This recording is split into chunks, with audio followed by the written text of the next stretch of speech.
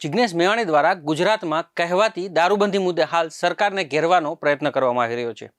તે જેટલી પણ સભાઓ યોજે છે તેમાં દારૂબંધી મુદ્દે સરકારને ઘેરવાનો પ્રયત્ન કરે છે અને તેમાં પણ ખાસ કરીને ગૃહમંત્રીને ઘેરી રહ્યા છે હાલ।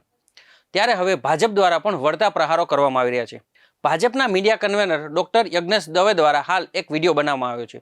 તેમણે કહ્યું કે જિગ્નેશ મેવાણી રીલ ધારાસભ્ય છે અને તેમણે જિગ્નેશ મેવાણી ઉપર આકરા પ્રહારો કર્યા છે। શું છે સમગ્ર મામલો, આવો જાણીએ આ વિડીયોમાં। નમસ્કાર, આપ જોઈ રહ્યા છો બેનિફિટ ન્યૂઝ અને હું છું મહેશ। બધા પોલીસ વાળા ધ્યાન રાખી લેજો, પટ્ટા તમારા છે, તમારા ઉપર છે, મારા નહીં। અને આ વડગામનો ધારાસભ્ય કહી રહ્યો છે, યાદ રાખી લેજો, હું પાછળ પડીશ એટલે છોતરા કાઢી જ નાખીશ। વડગામ પધારી રહેલા માનનીય ગૃહમંત્રી શ્રી ગઈકાલે હું બેચરાજી હતો।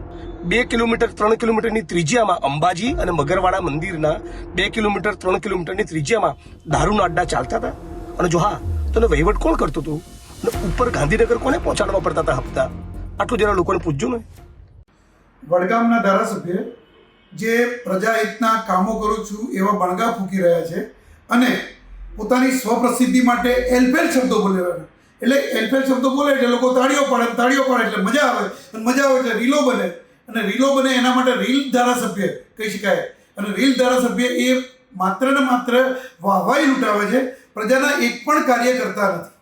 ગુજરાત રાજ્યના નાયબ મુખ્યમંત્રીશ્રીને, વડાપ્રધાનશ્રીને એલફેલ શબ્દો બોલવા અને એમાં પોતાની જાતનો હોશિયારી સમજતા જે વડગામના ધારાસભ્ય જિગ્નેશભાઈ મેવાણીને મારે એટલું પૂછવાનું કે ધારાસભ્ય બન્યા 2018થી 2025 સુધીના અત્યારે એમનો સુધીનો ઇતિહાસ છે, અને 2018થી 2025 સુધીમાં તેઓને ત્યાં સંકલનની 53 બેઠકો થઈ। સંકલનની બેઠક એટલે પ્રજાહિતની બેઠકો હોય છે અને પ્રજાહિતના કાર્યો માટેની બેઠકો હોય છે।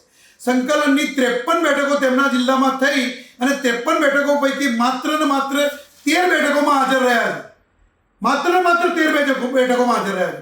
એટલે પ્રજાહિતનું એક પણ કાર્ય એમને કરવું નથી, યોગ્ય ફોરમમાં રજૂઆત કરવી નથી, અને માત્ર ને માત્ર પબ્લિક વચ્ચે ઊભા રહી માઇકો પકડી અને બણગા ફૂંકવાની વાતો કરવી છે, અને બણગા ફૂંકવાની વાતો કરી અને પ્રજાને ગુમરાહ કરવાની વાત કરવી છે, લોકોને વાહવાઈ તાલીઓ પડાવવાની આ જ સિસ્ટમે શીખી ગયા છે।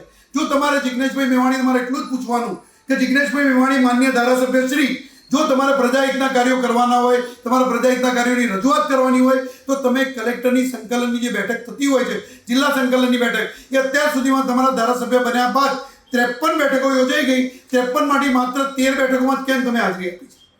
13 બેઠકોની હાજરી એટલું ચોખ્ખું કહી આપે છે કે તમારે પ્રજાહિતના કાર્યમાં રસ નથી અને તમારે પ્રજાહિતના કાર્ય કરવા નથી, અને જો તમે કર્યા તો તમે ઘણા તમારી ત્યાંની સ્થાનિક પ્રજા પણ તમારાથી ત્રસ્ત છે।